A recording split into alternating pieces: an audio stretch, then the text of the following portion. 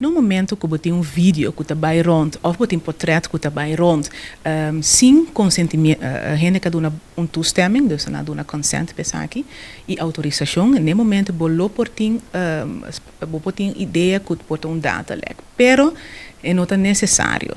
Nós reparar que mais e mais gente na mesa ponendo diferente portret, filme na mesa riba meio na social.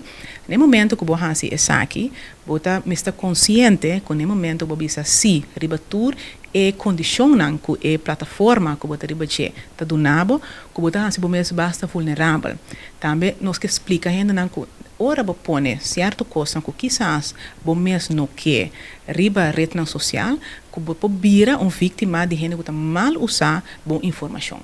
E essa aqui, quizás, tem diferente outra lei que o porta bezig está quebrando. Por exemplo, se tem um portret, tem portretrecht, tem auteursrecht. Dus, e tem que cada caso, cada que é caso está, que está implicar. Pero e data elemento de data tá ora e data personal sali de uma maneira que não é legítimo fora de domínio caminho que ele vai poner para um propósito específico. Então, no momento, a organização mestre sa limitar o elemento de data para não trazer aún mais efeito negativo para a pessoa em questão.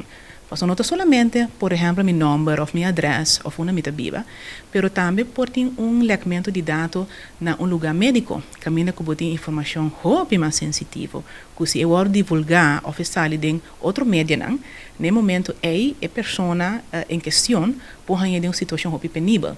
Pensei nossa trazer conscientização, riba tema que a proteção e tem quadro que especificamente elemento de dados.